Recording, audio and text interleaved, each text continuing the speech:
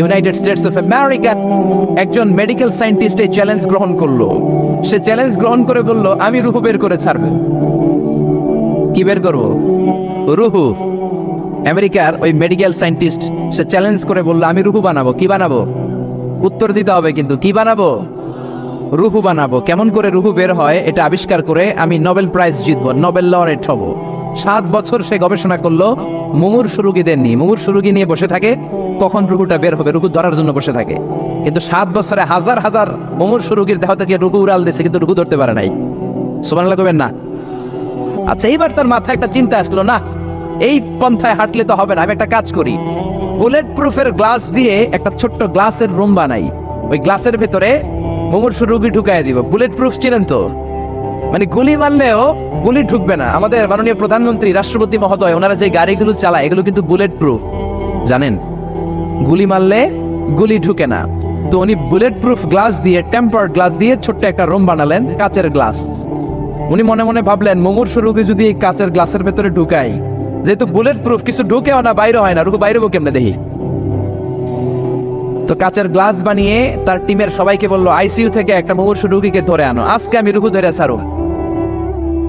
তো মুমূর্ষু রোগীকে আনা হয়েছে ইন্টেনসিভ কেয়ার ইউনিট থেকে, তাকে কৃত্রিম অক্সিজেন দিয়ে লাইফ সাপোর্টে রাখা হয়েছে। মেডিকেল টিমের প্রধান বলে, এই লোকটারে এই বুলেট প্রুফ গ্লাসের যে ছোট্ট রুম, এটার ভিতরে ঢুকানোর আগে চেক হিজ বিপি, তার বিপি মাপ, ব্লাড প্রেশার মাপ। তো মেপে দেখে ঠিক আছে। ওজন মাপ, বলে ওজন মাপা হলো, ওজন হচ্ছে 80 কেজি, 80 কিলোগ্রাম। কত কেজি? 80। সবাই বলেন কত কেজি? 80 কেজি। এবার মেডিকেল টিমের প্রধান বলে, মুমূর্ষু রোগীটার ভিতরে ঢুকিয়ে দে। ঢুকানো হলো। এবার সে বলল, লাইফ সাপোর্ট খুলে ফেল। সবাই বলে, স্যার লাইফ সাপোর্ট খুলে ফেললে তো মরে যাবে। মেডিকেল টিমের প্রধানকে মারার জন্যই তো আনছি, এটার না মারলে আমি রুহু পাবো কেমনে? এটা রুহুটা তো বের করতে হবে দেহ থেকে। তো যেই কথা সেই কাজ, ঢুকানো হলো, লাইফ সাপোর্ট খুলে ফেলা হলো। লোকটা গ্লাস ফিটিং করা রুমের ভেতরে ছটফট করতে করতে দুনিয়া থেকে বিদায়। নাই। এবার মেডিকেল টিমের প্রধান রুহু খুঁজতেছে। দুনিয়া থেকে বিদায়, তার মানে তো রুহু বের হয়ে গেছে, কিন্তু রুহু আর খুঁজে পায় না। গ্লাসের এই দিকে তাকায়, ওই দিকে তাকায়, নিচে উপরে ডানে বায়ে সামনে পেছনে, কোথাও রুহু নাই। রুহু খুঁজে পাওয়া যায় না। সে ভাবলো, আমি গ্লাসের দরজাটা খুলে হাত দিয়ে এরকম বাইং মাছ যেমনি হাতাই, এরকম হাতাইলে হয়তো রুহু পাবো। তো কাচের গ্লাস খুলে হাত দিয়ে এরকম হাতানো শুরু করলো। হাতাতে হাতাতে পুরো গ্লাস ফিটিং করা রুমের ভিতরে সব খুঁজে ফেলে, কিন্তু রুহু খুঁজে পাওয়া যায় নাই। লোকটাকে বের করা হলো। উনি বললেন, চেক হিজ বিপি, বিপি মাপতো। সবাই বলে, স্যার এটা তো ময়রা ভূত হয়ে গেছে, এখন তো বিপি নাই।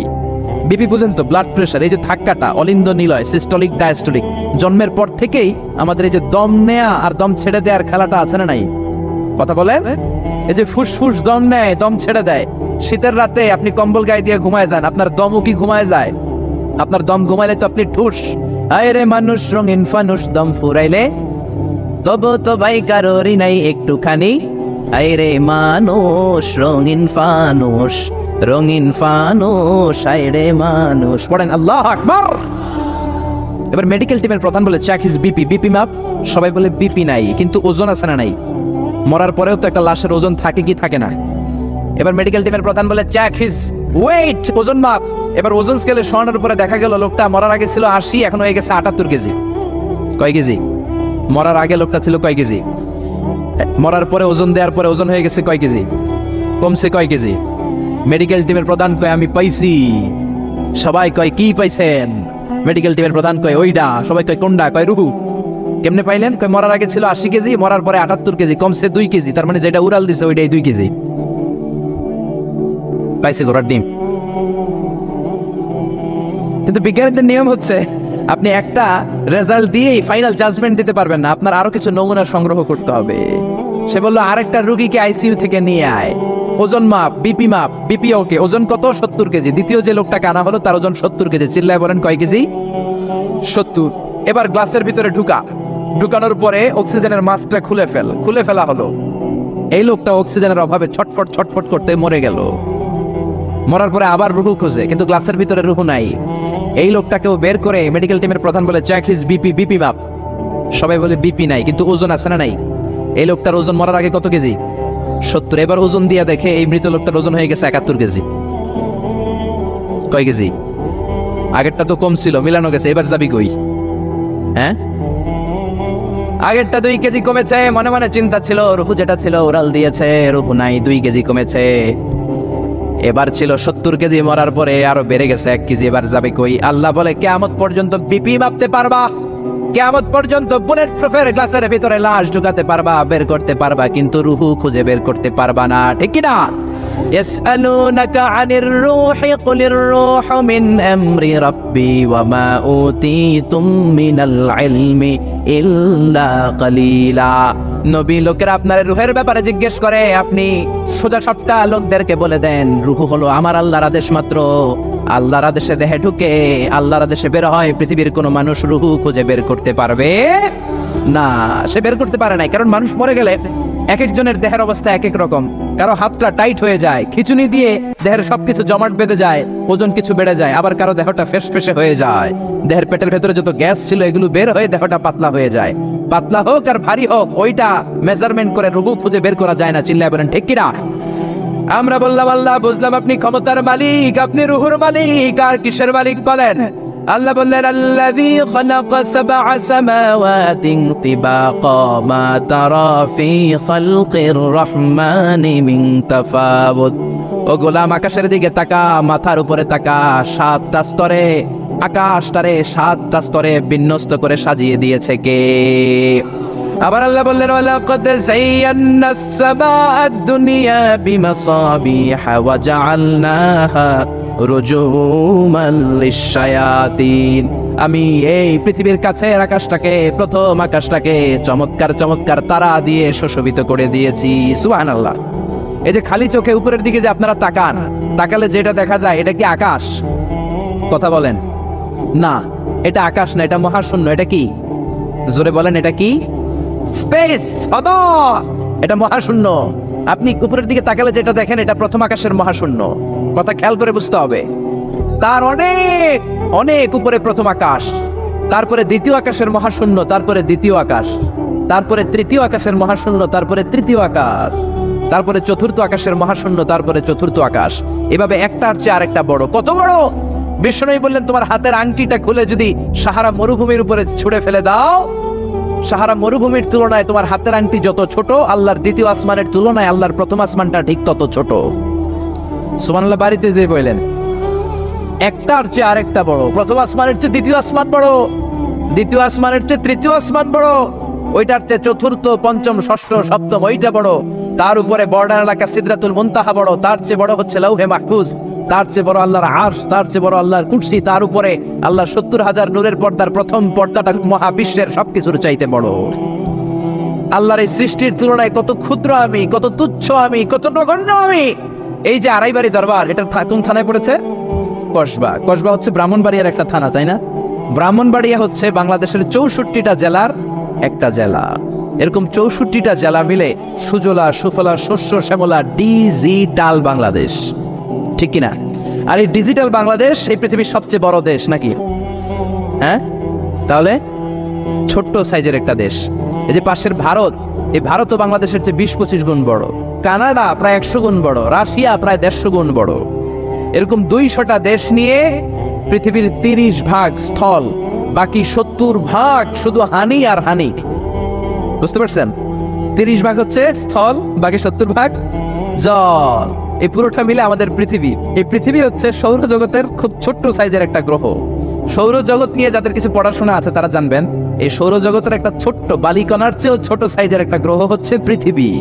এই সৌরজগতের যে গ্রহগুলো আছে, এমনও গ্রহ আছে যেগুলো পৃথিবীর চাইতে সাইজে অনেক বড়।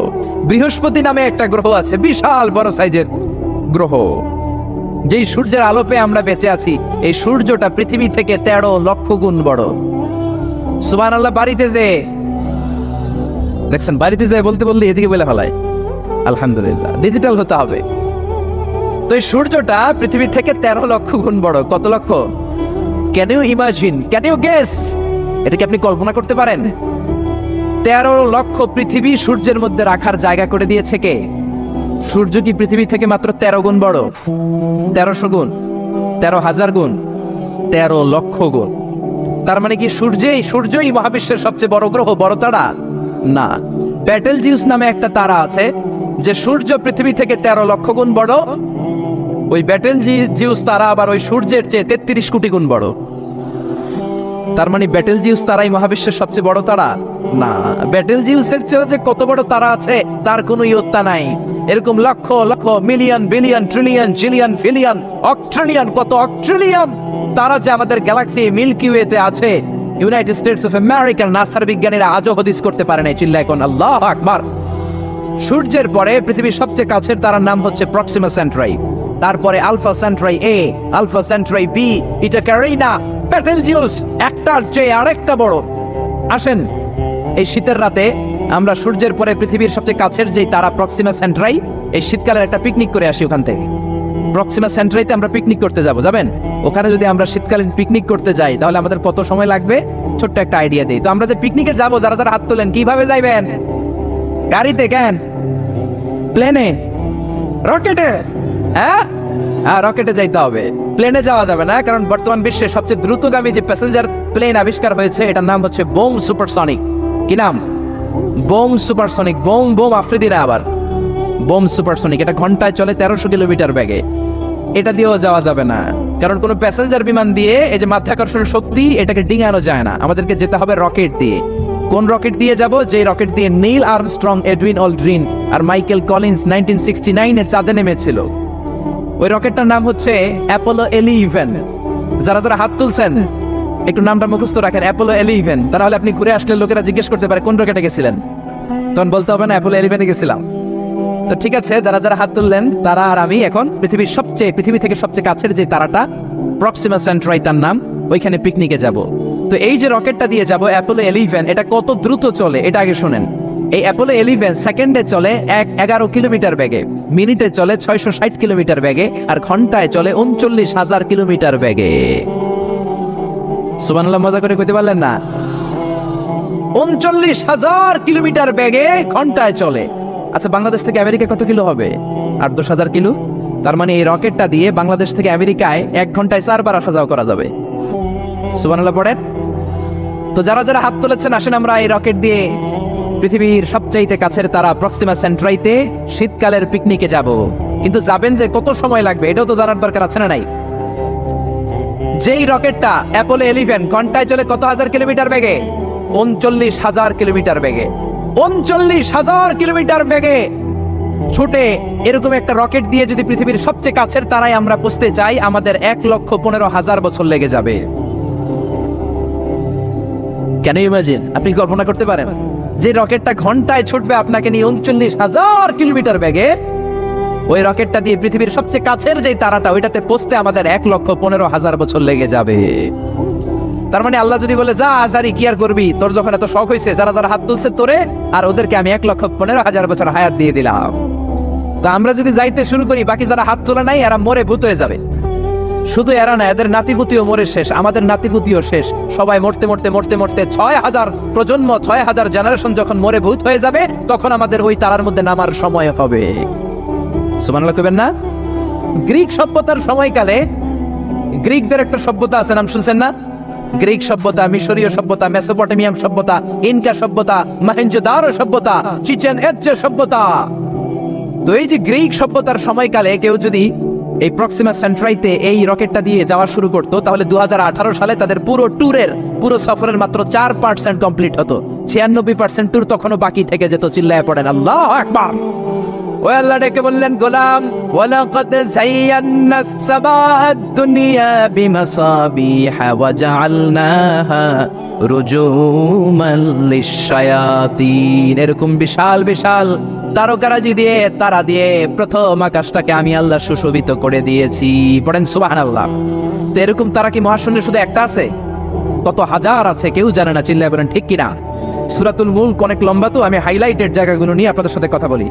এরপরে রব্বুল আলামিন প্রথম রুকুর শেষের দিকে বললেন, ওয়া আসিররু কাওলাকুম আও ইজহারু বিহি ইন্নাহু আলিমুম বিযাতিস সুদূর। ও গোলাম, তোমরা আস্তে কোনো কথা বলো, প্রকাশ্যে বলো কিংবা গোপনে বলো, কেউ শোনে না, শোনে কে? চিল্লায় বলেন, কেউ যেটা দেখে না দেখে কে? কেউ যেটা শোনে না শোনে কে? দুনিয়ার সবার চোখ আপনি ফাঁকি দিতে পারবেন, আমার আল্লাহর চোখ ফাঁকি দেয়া যাবে নাকি? আচ্ছা বলেন তো, পুলিশের চোখ ফাঁকি দেয়া যায় কি যায় না? র্যাবের চোখ, বিমানবন্দরে কাস্টমস অফিসারের চোখ, দুর্নীতি দমন কমিশনের অফিসারের চোখ, পরীক্ষার হলে ম্যাজিস্ট্রেটের চোখ, কিন্তু আমার আল্লাহর চোখ ফাঁকি দেয়া যায়? আপনি রাত্রিবেলা দরজা বন্ধ করে জানলা আটকে দিয়ে বাতি বন্ধ করে পাপ করেছেন, অন্যায় করেছেন, কেউ দেখে নাই, দেখেছে কে? এরপরে আল্লাহ বললেন আওয়ালাম ইয়ারাউ ইলা তাইরি ফাওকাহুম সাফাতিন ওয়া ইয়াকবিদনা মা ইউমসিকুহুন্না ইল্লার রাহমান ইন্নাহু বিকুল্লি শাইইন বাসীর। আল্লাহ ডেকে বললেন, গোলাম ওরা কি পাখির দিকে তাকায় না? আওয়ালাম ইয়ারাউ ইলা তাইর, ওরা কি পাখির দিকে নজর করে না? ফাওকাহুম সাফাতিন ওয়া ইয়াকবিদ, যেই পাখিগুলো ওদের মাথার উপর দিয়ে উড়ে বেড়ায়, যেই পাখিগুলো ওদের মাথার উপরে ডানাগুলো মেলে দেয়, আবার ডানাগুলো ছাপটে জমিনের মধ্যে নেমে আসে, ওরা কি পাখির দিকে তাকায় না? কেউ যদি পাখি নিয়ে গবেষণা করে সে নাস্তিক হতে পারে। আপনি যদি পাখি নিয়ে রিসার্চ করেন আপনি নাস্তিক হতে পারবেন না। এজন্য আল্লাহ তাআলা পবিত্র আল কোরআন আল কারীমের অনেক জায়গায় পাখির কথা বললেন, পাখি দিয়ে আল্লাহ দৃষ্টান্ত দিলেন। সুলাইমান আলাইহিস সালামকে আল্লাহ তাআলা একটা স্পেশাল পাখি দিলেন, ওটার নাম হচ্ছে হুদহুদ। 1000 মিটার উপর থেকেও তার এই পাখির চোখে মেগাপিক্সেল এত বেশি ছিল, জমিনের দিকে নজর করেই জমিনের কত ফুট নিচে মিষ্টি পানি আছে এই পানির সন্ধান সে সুলাইমান নবীকে দিয়ে দিত। সুবহানাল্লাহ পড়েন। কত কিসিমের, কত ধরনের, কত রং বেরঙের পাখি যে আল্লাহ পৃথিবীতে বানিয়েছেন তার কোনো ইয়ত্তা নেই। হামিং বার্ড নামে একটা পাখি আছে, নর্থ আমেরিকাতে পাওয়া যায়, পৃথিবীর সবচেয়ে ছোট্ট সাইজের পাখি। এটা যখন প্রাপ্ত বয়সে পৌঁছে এই পাখিটার সাইজ হয় মাত্র 3 ইঞ্চি। কয় ইঞ্চি? পৃথিবীর সব পাখি সামনের দিকে উড়ে, আর এই হামিং বার্ড সামনেও যেমনি উড়ে পিছনের দিকে উঠতে পারে। সুবহানাল্লাহ কইলেন না? এই পাখিটা প্রতি সেকেন্ডে তার পাখা ঝাপটায় 80 বার। কয়বার? আমি আপনি আমাদের হাতগুলো 1 সেকেন্ডে ঝাপটাতে পারবো কয়বার? 4 বার, সবচেয়ে বেশি হলে 5 বার। আর এই পাখিটা প্রতি সেকেন্ডে তার ডানা ঝাপটায় 80 বার। চিল্লায় এখন সুবহানাল্লাহ। আলপিন সুইফট নামে একটা পাখি আছে, সাউথ ইউরোপের আল্পস পর্বতমালার পাশে এই পাখিগুলো পাওয়া যায়। গোটা বিশ্বে এটাকে সুইফট বার্ড বলে, সুইফট বার্ড। এই সুইফট বার্ড একবার শূন্যে উড়াল দেওয়া শুরু করলে 8 মাস উড়ন্ত অবস্থায় থাকতে পারে। আবার কোনো প্রয়োজনে পৃথিবীতে নেমে আসে, আবার উড়াল দিলে আবার 8 মাস, আবার নেমে আসে, আবার উড়াল দিলে আবার 8 মাস। সুবহানাল্লাহ পড়েন। হোমা বার্ড নামে একটা পাখি আছে, যে পাখিটা উড়ন্ত অবস্থায় ডিম পেড়ে দেয়, আর ওই ডিম জমিনে পড়ার আগেই উড়ন্ত অবস্থায় শূন্যে থাকতে ওই ডিম ফুটে বাচ্চা বেরোয়, ওই বাচ্চাও আবার শূন্যে উঠতে শুরু করে দেয়। এজন্য রব্বুল আলামিন বলেন, আওয়ালাম ইয়ারাউ ইলা তাইরি ফাওকাহুম সাফাতিন ওয়া ইয়াকবিদ মা ইউমসিকুহুন্না ইল্লার রাহমান ইন্নাহু বিকুল্লি শাইইন বাসীর। নাস্তিকগুলো কি পাখির দিকে নজর করে তাকায় না? কেমন করে তাদের উপর দিয়ে পাখাগুলো মেলে দিয়ে তারা উড়ে বেড়ায়। সাফাতিন ওয়া ইয়াকবিদনা, পাখাগুলো ডানাগুলো মেলে দেয়, আবার ডানা ঝাপটায়। এই পাখিগুলোকে শূন্যে কেউ ধরে রাখে নাই, ধরে রেখেছে একজন, তিনি হলেন আমার আল্লাহ। তিনি কে? এই যে পাখিগুলো শূন্যে উড়ন্ত অবস্থায় থাকতে পারে, ওদেরকে শূন্যে উড়ন্ত অবস্থায় রাখলো কে? জোরে বলেন কে? ছোট্ট হাঁসের বাচ্চা পৃথিবীতে আসার সাথে সাথে কেমন করে পানিতে সাঁতার কাটে? কে এই হাঁসের বাচ্চারা শিখালো যে তোর ডানা ঝাপটাতে হবে, পা নাড়াতে হবে? শিখালো কে? গাভীর পেট থেকে বাছুর বের হয়েই গাভীর ওলানের মধ্যে ডু মারে, কে ওরে শিখালো ওই জায়গায় ডু দে, ওখানে ডু মারলেই তোর রিজিক বেরোবে? কে শিখালো? সুবহানাল্লাহ কইতে মন চায় না? এজন্য আল্লাহ বললেন, ওরা কি পাখির দিকে তাকায় না? পাখির দিকে তাকালে তো পৃথিবীর কোনো মানুষ নাস্তিক থাকতে পারে না। পাখিকে আরবিতে কি বলে বলেন তো দেখি? হ্যাঁ, কি? তয়ের। হ্যাঁ, তয়ের। আর বিমানকে আরবিতে কি বলে কে জানেন?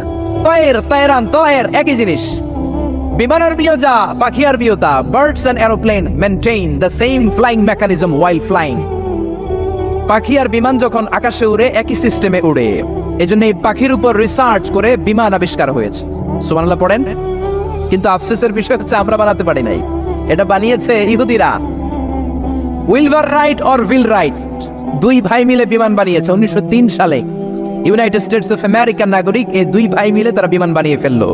আমরা বানাতে পারি নাই। আমরা আছি মদ আর নারী নিয়ে, আমরা আছি হিন্দি সিনেমা নিয়ে, আমরা আছি মারামারি নিয়ে, আমরা আছি কাফের ফতুয়া দেয়া নিয়ে, আমরা আছি তর্কাতর্কি নিয়ে, জি বাংলা নিয়ে, স্টার জলসা নিয়ে, কিরণমালা নিয়ে। চিল্লায় বলেন ঠিক কিনা? স্টার জলসা হায়ারে জি বাংলা, নষ্ট করলো হয়ে আমার সোনার বাংলা। স্টার জলসা হায়ারে জি বাংলা, নষ্ট করলো হয়ে আমার সোনার বাংলা। ঠিক কিনা?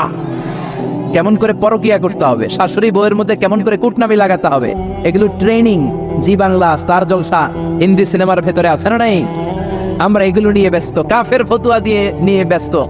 কথায় কথায় আমাদের মুখ দিয়ে বেরোয় তুই কাফের, তুই 3 কারণে কাফের, তুই 5 কারণে কাফের, তুই 6 কারণে কাফের।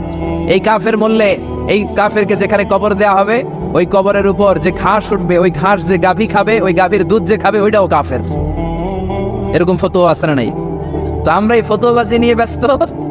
উইলবার রাইট আর অরভিল রাইট কোরআনের এই আয়াতের উপর রিসার্চ করে, গবেষণা করে এরা দুইজন বিমান বানিয়ে ফেললেন।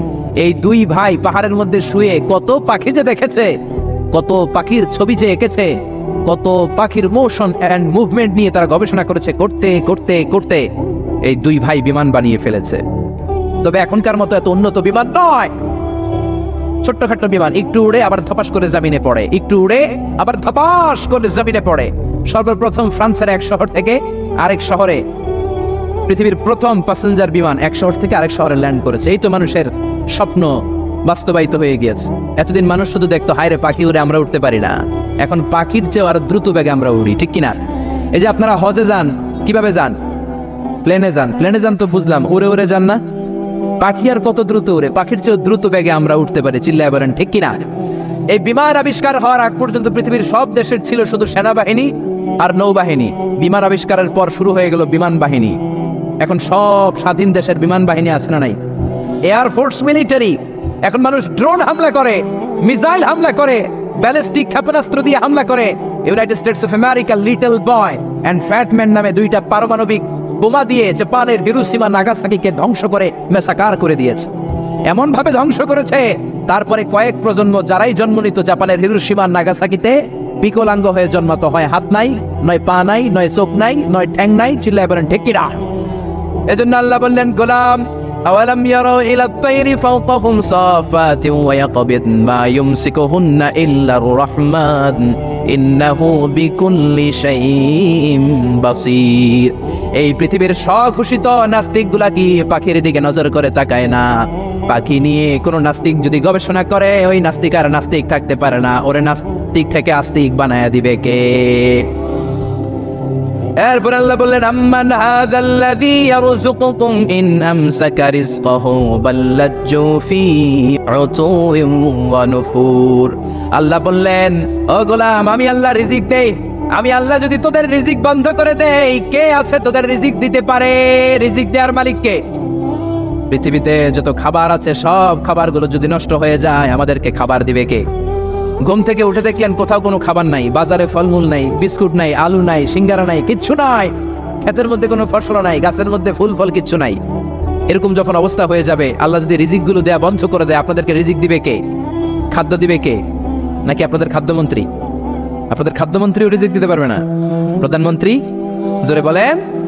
এজন্য আল্লাহ বললেন, ওমা মিন দাব্বাতিন ফিল আরদি ইল্লা আলাল্লাহি রিজকুহা। এই জমিনের মধ্যে যত ধরনের প্রাণী আছে, মাছ আছে, পশু আছে, সব প্রাণীগুলাকে, মানুষগুলাকে রিজিক দেয় কে? তিমি মাছগুলো সকালবেলা সাগরের এই মাথা থেকে ওই মাথা যায় খালি পেটে, বিকেলবেলা পেট ভর্তি করে তিমি মাছটারে ফিরায় দেয় কে? বাবুই পাখি সকালবেলা বাসা থেকে খালি পেটে বের হয়ে যায়, বাবুই পাখির পেট ভর্তি করে বিকেল বেলায় বাসায় ফিরিয়ে দেয় কে? রিক্সাওয়ালা সকালবেলা আল্লাহর নাম নিয়ে খালি পকেটে রিক্সা নিয়ে বের হয়ে যায়, বিকেল বেলা রিক্সাওয়ালার পকেট ভর্তি করে রিক্সাওয়ালাকে বাড়িতে ফিরায় দেয় কে? এজন্য রিজিক দেওয়ার মালিক একজন, তিনি কে? চিল্লায় বলেন না, তিনি কে? আল্লাহ ছাড়া কেউ রিজিকের ব্যবস্থা করতে পারে না। সাইয়েদনা সুলাইমান আলাইহিস সালাম ছিলেন গোটা বিশ্বের বাদশা। 4 জন বাদশা যারা গোটা বিশ্বকে শাসন করেছে। এই 4 জনের 2 জন হচ্ছে মুমিন, 2 জন কাফের। কাফেরের একজন হচ্ছে নমরুদ, আরেকজন হচ্ছে বখতানাসর। এই বখতানাসরকে ইংরেজিতে বলে Nebuchadnezzar the second. He was the constructor of the hanging garden of Babylon. ব্যাবিলনের শূন্য উদ্যানের নির্মাতা। এই 2 জন কাফের শাসক গোটা বিশ্বের বাদশা ছিল। আর মুমিন ছিল 2 জন, একজন সাইয়েদনা সুলাইমান আলাইহিস সালাম, আরেকজন হচ্ছে যুলকারনাইন। কোন সুবহানাল্লাহ। তো সুলাইমান আলাইহিস সালাম আল্লাহর জালিল কদর পয়গম্বর, আল্লাহরে বললেন, আল্লাহ তুমি আমার গোটা বিশ্বের বাদশা বানালা, আমি চাই একদিন আমি গোটা বিশ্বের সব মানুষ, প্রাণী আর মাছগুলোকে লাঞ্চ খাওয়াবো। লাঞ্চ কি খাওয়াবো? লাঞ্চ বুঝেন তো আপনারা? লাঞ্চ মানে কি? দুপুরের খাবার। আচ্ছা, তো সাইয়েদনা সুলাইমান আলাইহিস সালাম ইচ্ছা পোষণ করলেন, আল্লাহ এই বর্ণনাটা মিনাল ইসরাঈলিয়াত, ইসরায়েলি বর্ণনা, কিন্তু বর্ণনা করা যাবে, সমস্যা নাই। ওয়া হাদিসু আন বানি ইসরাঈল ওয়ালা হারাজ, সমস্যা নাই, এটা আমাদের কোরআন বা হাদিসের কোনো আয়াতের সাথে কন্ট্রাডিক্ট করে না, এজন্য বর্ণনা করা যায়। তো সাইয়েদনা সুলাইমান বললেন, আল্লাহ গোটা বিশ্বের সব প্রাণীকুল, পশুকুল, পক্ষীকুল, মৎস্যকুল, মানবকুল, জিনকুল সবাইকে আমি একবেলা কি খাওয়াবো? সবাই বলেন, কথা বলেন না। লাঞ্চ খাওয়াবো, দুপুরের খাবার। সবাই বলেন কি খাওয়াবে? দুপুরের খাবার খাওয়াবো। আল্লাহ বললেন, no, it's not your duty man, it's not your job. Sulaiman, এটা তোমার কাজ না, এটা আমার কাজ, তুমি পারবা না। সাইয়েদনা সুলাইমান বললেন, আল্লাহ লেট মি ট্রাই, আমার একটু চেষ্টা করতে দেন না, আমার মনে বড় শখ, গোটা বিশ্বের বাদশা আমারে বানায় দিলেন, গোটা বিশ্বের প্রেসিডেন্ট করে আপনি আমাকে সিলেক্ট করলেন, আমি যদি একবেলা সবার মেহমানদারি করাইতে পারতাম, আমার কলিজাটা ঠান্ডা হয়ে যেত। সুলাইমান আলাইহিস সালাম জোরাজুরি করতে শুরু করলেন, আল্লাহ রাজি হয় না, সুলাইমান নবীও ছাড়েন না। পরে সুলাইমান আলাইহিস সালামের জোরাজুরির কারণে আল্লাহ বললেন, ওকে ট্রাই করে দেখো পারো কিনা। সাইয়েদনা সুলাইমান আলাইহিস সালামের অনুসারী ছিল জিনেরা, জিনেরা ওনার কথা শুনতো, সব জিনদেরকে নিয়ে বসালো, জিনদের সাথে গোল টেবিল বৈঠক। জিনের বাদশারে বলল, জিনের বাদশা, আমি গোটা বিশ্বের সব মানুষগুলোকে একদিন দুপুরের খাবার খাওয়াবো, যাও সাগরের পাড়ে 40 কিলোমিটার জায়গার মধ্যে খাবারের আয়োজন করো। জিনের বাদশা বিশাল বিশাল ডেক পাতিল নিয়ে সমস্ত জিনদেরকে নিয়ে রান্না বান্নার কাজ শুরু করলো। আফ্রিকার জঙ্গল থেকে আস্তে আস্তে গরুগুলোকে এনে ফ্রাই করতে আরম্ভ করলো, হরিণগুলোকে রোস্ট করতে আরম্ভ করলো, সাগরের তিমি মাছগুলোকে ভুনা করতে শুরু করলো, আকাশের বড় বড় পাখিগুলোকে রোস্ট করতে শুরু করলো। 40 কিলোমিটার ব্যাপী জায়গা নিয়ে খাবার তৈরি করা হচ্ছে, কারণ সাইয়েদনা সুলাইমান আলাইহিস সালাম গোটা বিশ্বের মানুষকে, গোটা বিশ্বের প্রাণীগুলোকে একদিন দুপুরের খাবার খাওয়াবে। তো 40 কিলোমিটার জায়গার মধ্যে খাবারের আয়োজন করা হলো।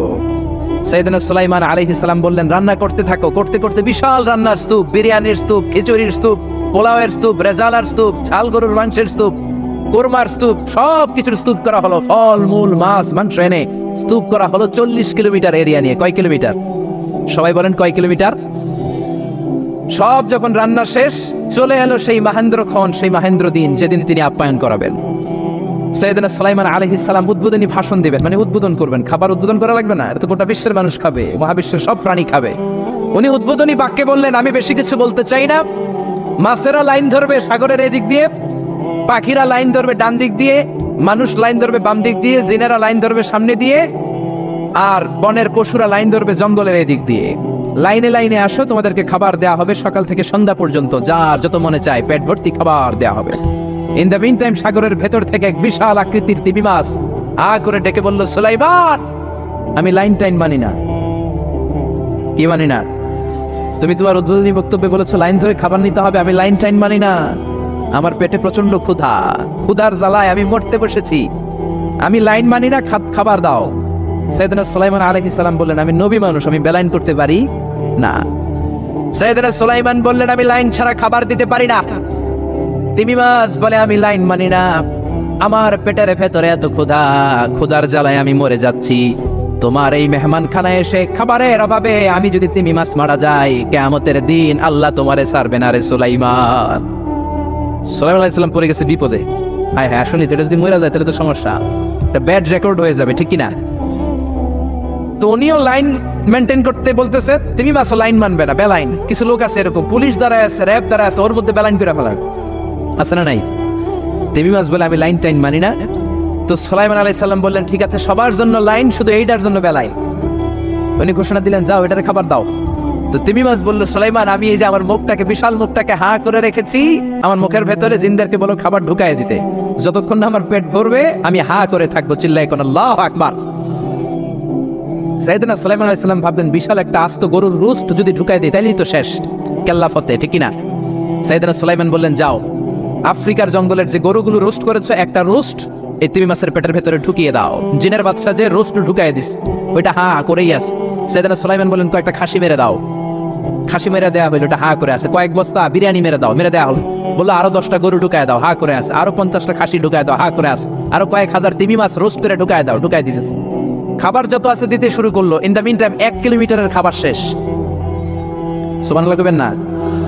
তিমি মাছ বিশাল বড় হা করে বসে আছে সাগরে। জিনের বাদশা খাবার দিতে লাগলো। 1 কিলোমিটার শেষ, 5 কিলোমিটার শেষ, 10 কিলোমিটার শেষ, 20 কিলোমিটার শেষ, 30 কিলোমিটার শেষ, 40 কিলোমিটার শেষ। এখনো তিমি মাছের মুখ হা করা আছে না নাই? সাইয়েদনা সুলাইমান সিজদায় পড়ে গেলেন, আল্লাহর ডেকে বললেন, মাবুদ রে, আমি বুঝতে পারি না আসলে রিজিক দেওয়ার মালিক আমরা না, গোটা বিশ্বের সবাইকে খাওয়ানোর ক্ষমতা আমার নাই, রিজিকের মালিক একজন, তিনি কে? তিমি মাছ ডেকে বলে, ও সুলাইমান, প্রতিদিন রব্বুল আলামিন 3 লোকমা খাবার আমারে খাওয়ায়, 3 লোকমা খাবার সাগর থেকে আমাকে সংগ্রহ করে দেয়।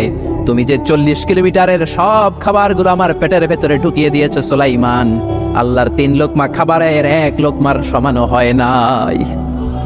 আরো আস্তে কোন সুবহানাল্লাহ। এজন্য রিজিক দিতে পারে একজন, তিনি কে? আরো জোরে বলেন, কে? এই সূরাটা আল্লাহ শেষ করলেন কি বলে? قل أرأيتم إن أصبح ماؤكم غورا فمن يأتيكم بماء معين। বলো দেখি সবে, শুকাইয়া যদি যায় এই পৃথিবীর পানি, তাহলে হেথায় তটনির ধারা কে দিবে সবারে আনি? চিল্লায় পড়েন আল্লাহু আকবার। একদিন ঘুম থেকে উঠে যদি দেখেন টিউবওয়েল চাপছেন, পানি নাই, নদীর মধ্যে পানি নাই, ট্যাপ ছেড়ে দিলেন, ট্যাপ থেকে কোনো পানি নাই, আপনার পানির ব্যবস্থা করে দিবে কে? কেউ করে দিতে পারবে আল্লাহ ছাড়া? একটু কল্পনা করেন না, আগামীকালের সকালটা, ঘুম থেকে উঠলেন, মুখ ধুবেন, টয়লেট করবেন, ফ্রেশ হবেন, ট্যাপে পানি নাই, টিউবওয়েলে পানি নাই, বাজারে মিনারেল ওয়াটারও নাই, কোথাও পানি নাই, কি করবেন? পানি দেওয়ার মতো কেউ আছে? জোরে বলেন। এজন্য পানির মালিক কে? জোরে বলেন। এই পানি দিয়ে আল্লাহ আবার শাস্তিও দেয়। পানির অপর নাম যেমনি জীবন, আবার পানির অপর নাম হচ্ছে মরণ। চিল্লায় বলেন ঠিক কিনা? সাইয়েদনা নূহ আলাইহিস সালামের উম্মতকে এই পানি দিয়ে, প্লাবন দিয়ে আল্লাহ শেষ করে দিয়েছেন। চিল্লায় বলেন ঠিক কিনা? এজন্য পানির মালিক আল্লাহ। পানি চাইতে হবে শুধুমাত্র কেবলমাত্র একজনের কাছে, তিনি কে? নাকি বৈশাখীর কাছে যাবে? নাকি ইন্দ্রদেবের কাছে যাবে? হিন্দুরা পানি চায় ইন্দ্রদেবের কাছে, কার কাছে? আর আমরা চাই বৈশাখীর কাছে। বৈশাখী মেঘের কাছে জলতে তুমি কাঁদবে, আমি চাই না, তুমি কাঁদবে, আমি চাই না। এরকম আছে না নাই? বৈশাখী তোমার পানি দিতে পারে না, ইন্দ্রদেব পানি দিতে পারে না, কোন সরকার বাহাদুর পানি দিতে পারে না। পানি দিতে পারে একজন, তিনি কে? আল্লাহ মেঘ দে পানি দে, ছায়া দে রে তুই, আল্লাহ মেঘ দে। পড়েন পড়েন, আল্লাহ মেঘ দে পানি দে, ছায়া দে রে তুই, আল্লাহ মেঘ দে। পানি দেওয়ার মালিক হচ্ছে একজন, তিনি কে? কেউ যেটা পারে না পারে কে? কেউ যেটা দেয় না দেয় কে? এই পানি থেকে আল্লাহ মহাবিশ্বের সব সৃষ্টি করলেন। ওয়া আল্লাহ মিনাল মাই কুল্লা শাইইন হাই আফালা ইউমিনুন। আমি পানি থেকে তোমাদের সবাইকে বানালাম, তারপরেও কি ওরা ঈমান আনবে না? ১৫০০ বছর আগে আল্লাহ এই কোরআনে বললেন, আমি পৃথিবীর সব প্রাণগুলোকে বানিয়েছি পানি থেকে। কোত্থেকে? জোরে বলেন। বিজ্ঞানীরা এখন স্বীকার করছে যে পৃথিবীর সর্বপ্রথম প্রাণ পানি থেকে এসেছে। চাঁদে পানি নাই, তাই প্রাণও নাই। মঙ্গলে পানি নাই, তাই প্রাণও নাই। জুপিটারে পানি নাই, তাই প্রাণও নাই। কোন গ্রহে একটা ফোঁটাও পানি নাই, তাই প্রাণও নাই। পৃথিবীতে পানি আছে, তাই পৃথিবীর মধ্যে প্রাণ দিয়ে পৃথিবীটাকে চমৎকার করে তৈরি করে দিয়েছে কে? বিজ্ঞানীরা বলে পৃথিবীর সর্বপ্রথম যে প্রাণকণ আবিষ্কার হয়েছে, এটার নাম হচ্ছে অ্যামিবা। কি নাম? তারা বলে এটা পানি থেকে এসেছে। It's a very small unicellular organism in the world. পৃথিবীর সবচেয়ে ছোট এককোষী জীবকণা হচ্ছে অ্যামিবা। তারা বলে এই অ্যামিবা পানি থেকে এসেছে। তারপরে এসেছে জুপ্লাঙ্কটন, ফাইটোপ্লাঙ্কটন, ব্যাকটেরিয়া প্লাঙ্কটন, হোলোপ্লাঙ্কটন। এইভাবে যত প্রাণের যত স্পিসিজ আছে, প্রজাতিগুলো ডেভেলপ করেছে, সবগুলোকে পানি থেকে তৈরি করলো কে? আবার আল্লাহ ডেকে বললেন, গোলাম, পানিকে আমি 2 কিসিমের করলাম। কোথাও আমি দিয়ে দিলাম লোনা পানি, আবার কোথাও বইয়ে দিলাম মিঠা পানি। আছে না নাই? সাগরের মধ্যেও 2 ধরনের পানি, কালো পানি, নীল পানি একই সাগরের মধ্যে বয়ে যায়, কিন্তু মাঝখানে অদৃশ্য ব্যারিকেড দিয়েছে কে? মারাজাল বাহরাইনি ইয়ালতাকিয়ানি বাইনাহুমা বারযাখুন লা ইয়াবগিয়ান ফাবিআইয়ি আলাই রাব্বিকুমা তুকাযযিবান। একই সাগরের মধ্যে লোনা পানি, মিঠা পানি একটার একটার সাথে মিশে না। এক জায়গায় নীল কালারের পানি, আরেক জায়গায় একটু কালচে রঙের পানি একসাথে আছে, কিন্তু একটার সাথে আরেকটা মিশে না। দেখেছেন? কেউ দেখেন নাই? বাংলাদেশে আছে, কিন্তু গোয়ালন্দের ফেরিঘাটে ওদিকে আছে। আমি মিশরে দেখেছি নীল নদের পানির সাথে ভূমধ্য সাগর, মেডিটেরেনিয়ান সি, এই পানির কোনো মিল হয় না। একদিকে নীল নদের পানি, আরেকদিকে ওই সাগরের পানি, দুইটা একসাথে বয়ে যায়, কিন্তু একটার কালারের সাথে আরেকটার কালার মিক্স হয় না। চিল্লায় বলেন আল্লাহু আকবার। আবার আল্লাহ ডেকে বললেন, গোলাম, মিঠা পানির নদী দিয়ে বিশ্বটারে আমি সিক্ত করেছি, বাংলাদেশের জেলায় জেলায় থানায় থানায় আনাচে কানাচে মিঠা পানির নদী আছে না নাই? কথা কন। এই নদীগুলো মিঠা পানির নদী না হয়ে যদি লোনা পানির নদী হতো, আমাদের গাছপালাগুলো বাঁচত নাকি? এই সুন্দর ফুল সুন্দর ফল মিঠা নদীর পানি, আল্লাহ তোমার মেহেরবানি।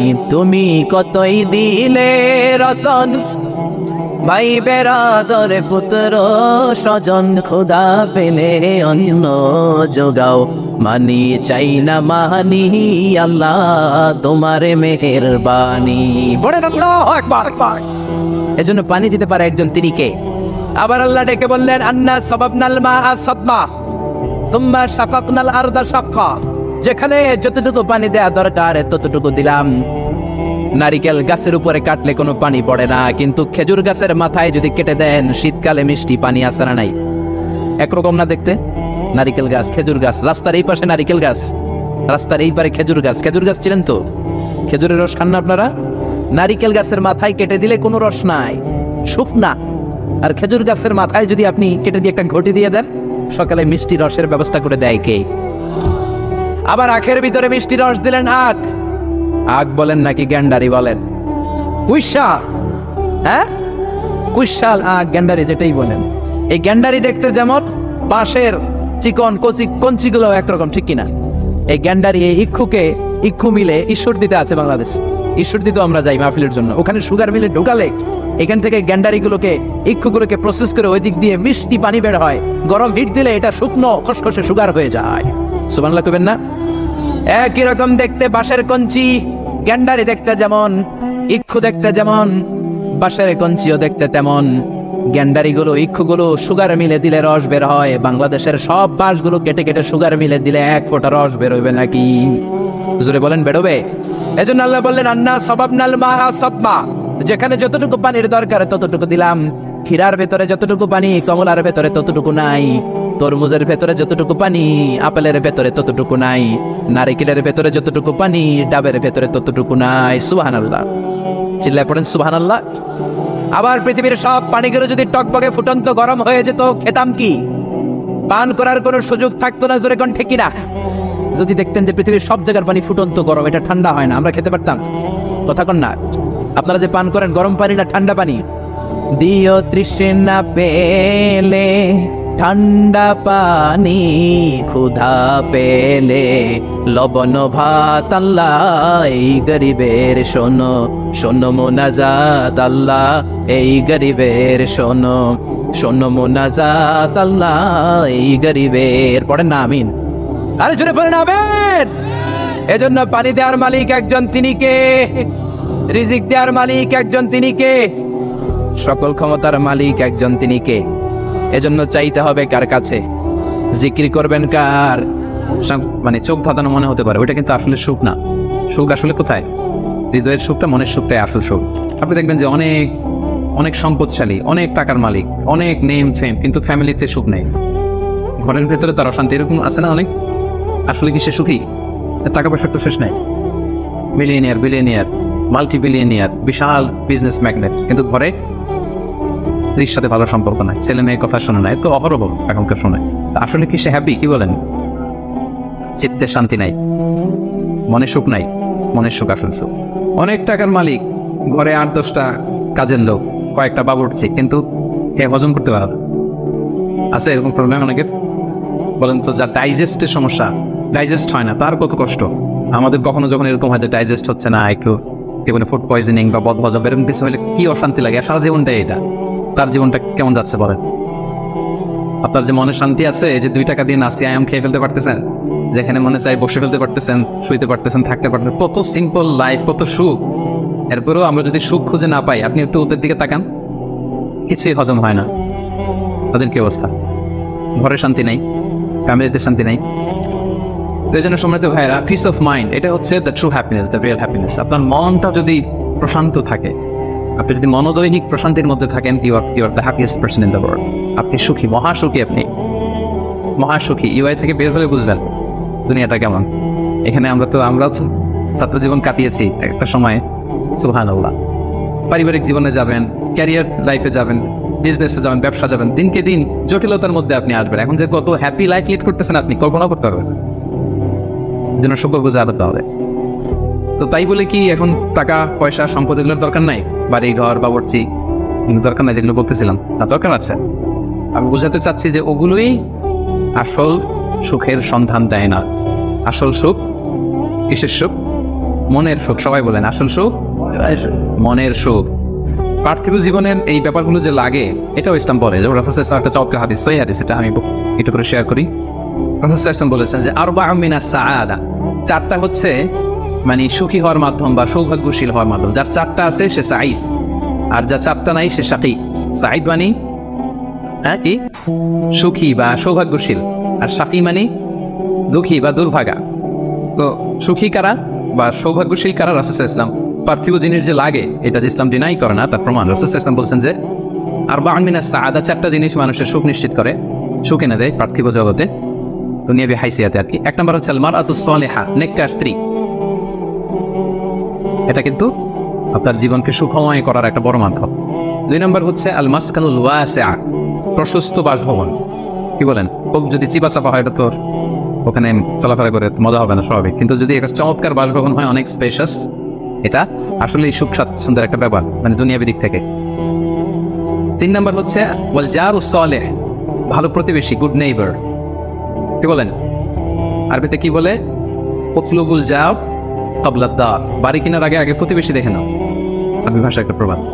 আর চার নম্বর হচ্ছে ওয়াল মারকাবুল হানি, মানে হচ্ছে লিটারালি হচ্ছে সুইট রাইডিং, ভালো একটা আরোহণ। এটা বর্তমানে গাড়ি হতে পারে, একটা সুন্দর চমৎকার গাড়ি, ভালো ব্র্যান্ডের গাড়ি, মার্সিডিজ না হতে পারে। রাসূলুল্লাহ সাল্লাল্লাহু আলাইহি ওয়াসাল্লাম টেস্টিফাই করছে আপনার এটা নেগেটিভ নেওয়ার সুযোগ নাই। হ্যাঁ, এটা দুনিয়াবি দিক থেকে তো অবশ্যই একটা সুখের মাধ্যম, মার্সিডিজ ব্র্যান্ড হতে পারে। অথবা রাসূলুল্লাহ সাল্লাল্লাহু আলাইহি ওয়াসাল্লামের সময় ছিল যে কোনো আরোহণ, ভালো ঘোড়া, তেজস্বী ঘোড়া, ওট, হ্যাঁ এগুলো। তাহলে এই চারটা হচ্ছে আরবাউ মিনাস সাআদা, এই চারটা জিনিস পার্থিব জগতের সুখ এনে দেয়, মানুষের সৌভাগ্যশীল বানায়। তার মানে ইসলাম এটা নিষেধ করে নাই। কিন্তু দ্য পয়েন্ট ইজ হিয়ার, রাসূলুল্লাহ সাল্লাল্লাহু আলাইহি ওয়াসাল্লামের জীবনে কয়টা ছিল বলেন? এই চারটার মধ্যে থেকে রাসূলুল্লাহ সাল্লাল্লাহু আলাইহি ওয়াসাল্লামের জীবনে আসলে কয়টা ছিল? শুধু এক নম্বরটাই ছিল। যদি আপনি মানে একেবারে সঠিকভাবে চিন্তা করে দেখেন, এই চারটা জিনিস থাকলে যে জীবনটা খুব স্মুথ হয়, রাসূলুল্লাহ সাল্লাল্লাহু আলাইহি ওয়াসাল্লাম বলছেন কথা ঠিক, কিন্তু ওনার কয়টা ছিল? একটাই ভালো মতো ছিল, সেটা কি? নেককার স্ত্রী, মারআতুস সালিহা, এটা ছিল। দুই নম্বরে আসে আল মাসকানুল ওয়াসি, তো ওটাও ছিল না। রাসূলুল্লাহ সাল্লাল্লাহু আলাইহি ওয়াসাল্লামের ঘরের সাইজ জানেন তো না? এখন মক্কা মদিনায় গেলে বিভিন্ন মাআরিদ হয়, ওখানে দেখা যায় যে কত মিটার বাই কত মিটার, খুবই ছোট একটা রুম। আমাদের আয়েশা রাদিয়াল্লাহু তাআলা আনহার ঘরের সাইজটা যদি বলি খুবই ছোট। এই অল্প কিছু জিনিস রাখতে পারে, একটা জাজিম রাখতে পারে, কয়েকটা জিনিস ঝুলায় রাখতে পারে, আর দুইজন থাকতে পারে কোনো রকম। এটা ছিল ওনার বাসভবন। এটা কি আল মাসকানুল ওয়াসি হইছে? আয়াত পান নাই উনি এটা। এরপর একটা আসেন ওয়াল জারুস সালিহ, ভালো প্রতিবেশী পাইছেন, কাছাকাছি ধরলে পাইছেন, পাশে ফাতেমার ঘর, দিকে স্ত্রীদের ঘর। কিন্তু আপনি যদি বিগার সেন্সে চিন্তা করেন, কারা থাকতো আশেপাশে? এদিকে তো আবু লাহাব তো মক্কার কথা, লেফসে মদিনার কথাই যদি আমরা বলি, আপনার কারা থাকতো? মুনাফিকদের একটা দল তো থাকতোই। আর তিন দিকে জিউস, ইহুদিরা, বনু কাইনুকা, বনু নাদির, বনু কুরাইযা। এরা কি করছে রাসূলুল্লাহ সাল্লাল্লাহু আলাইহি ওয়াসাল্লামের সাথে? মানে ট্রেজারির যত ধরন হতে পারে, বিট্রে করার যত ওয়ে হতে পারে, সবগুলো করেছে। একটা রাত শান্তিতে ঘুমাইতে পারে না এদের কারণে। এটা কবে পর্যন্ত? পঞ্চম হিজরির আগ পর্যন্ত ঘুমাতে পারে নাই। বনু এই কুরাইজাকে যখন করলেন, এক্সাইল করলেন, তারপর থেকে অনেকটা এই জিউসদের ঝামেলা থেকে উনি মুক্ত হয়েছেন। তাহলে চিন্তা করেন, এটাও ছিল না। এরপর 4 নম্বরে যদি আসেন আল মারকাবুল হানি, ভালো যানবাহন বা ঘোড়া, এগুলো ছিল এভারেজ ধরতে পারেন, যেগুলো ছিল কসওয়া, আদবা, যা ছিল এগুলো এভারেজ টাইপের। তার মানে রাসূলুল্লাহ সাল্লাল্লাহু আলাইহি ওয়াসাল্লামের কিন্তু এগুলো ছিল না। এটা প্রমাণ করে যে এগুলো হইলে জীবন স্মুথ হয়, সুন্দর হয়, বাট এগুলোই সুখ শান্তি দেওয়ার আসল টুলস না। আসল সুখ বলেন না একটু সবাই, আসল সুখ মনের সুখ। এটা খেয়াল রাখতে হবে। এটা আমি কোথা থেকে নিয়েছি? এটা হাদিস থেকে নিয়েছি। এই যে রাসূলুল্লাহ সাল্লাল্লাহু আলাইহি ওয়াসাল্লাম বলছে যে লাইসাল গিনা আন কাসরাতিল আরাব, অনেক সম্পদ থাকলে এটাই অন্তরের মজা, শান্তি, প্রাচুর্যতা না। ওয়ালাকিন্নাল গিনা গিনান নাফস, মূল সুখ হচ্ছে অন্তরের সুখ, মূল ধনাঢ্যতা হচ্ছে অন্তরের ধনাঢ্যতা। আপনার অন্তর হ্যাপি তো সব হ্যাপি। আপনি না খেয়ে, সামান্য খেয়ে, আপনি ছোট্ট ঘরের ভিতরে আপনি সুখ আর সুখ, এরকম ফ্যামিলি আছে না? আপনারা কি মনে করেন যে রিক্সাওয়ালার যে বস্তির ভিতরে পুরো ঘরে কোনো সুখ নাই? কথা বলেন, আছে না? আছে। এদেরকেও আল্লাহ সুখের সন্ধান দিয়েছেন। নট নেসেসারি যে আপনার টাকা পয়সা এগুলো হইলেই সুখ হবে না। আরেকটা হাদিস আমি ইবনে মাজাহ থেকে একটু শোনাই, খুব চমৎকার হাদিস। হাদিসটা সুনান ইবনে মাজাহ এসেছে, মান কানাতিদ দুনিয়া হাম্মাহু ফারাকাল্লাহু আলাইহি আমরাহু ওয়া জাআলা ফাকরাহু বাইনা আইনাই। লম্বা হাদিস, আমি অর্থটা বলি। হাদিসটা একটু খেয়াল করেন আমার সাথে। রাসূল ইসলাম বলেছেন, পার্থিব চিন্তা যাকে মোহগ্রস্ত করবে, মানে যে দুনিয়া নিয়ে পেরেশান, তার কি হবে দেখেন, তার কাজকর্মে আল্লাহ তাআলা অস্থিরতা ঢেলে দিবেন, সে অস্থির হবে। দারিদ্রতা হবে তার নিত্য সঙ্গী, এবং এই পার্থিব স্বার্থ সে ততটুকুই পাবে যতটুকু তার তাকদিরে লেখা আছে, এর বেশি পাবে? অস্থির যদি হন, আপনি পেরেশান হন, যত পেরেশান হন, আপনার তাকদিরে যা লেখা তার চেয়ে 1 ইঞ্চি বেশি পাওয়া যাবে নাকি? যাবে। আর যার উদ্দেশ্য হবে আখিরাত, আল্লাহ তার সবকিছু স্মুথ করে দেবে, তার অন্তরকে আল্লাহ তাআলা ঐশ্বর্যমণ্ডিত করে দেবে। যেটা বলতেছিলাম যে ফাইনাল গিনা গিনান নাফস, অন্তরের সুখ, হৃদয়ের সুখী আসল সুখ, অন্তরের সুখী আসল সুখ। এবং দুনিয়া স্বয়ং তার সামনে এসে হাজির হবে। যার চিন্তা হচ্ছে আখিরাত নিয়ে, দুনিয়া আপনাতে এসে ভরা দিবে। এই জন্য হৃদয়ের সুখটা, এটা যে আসল সুখ, এটা যেন আমরা ফিল করি, এটা এনশিওর করার ট্রাই করতে হবে। আপনি এইটা না করে অন্যদিকে যদি বেশি ছুটেন, আপনার অস্থিরতা কমবে না, এটা আপনাকে দুঃখী বানাবে, অসুখী বানাবে, অস্থির বানাবে।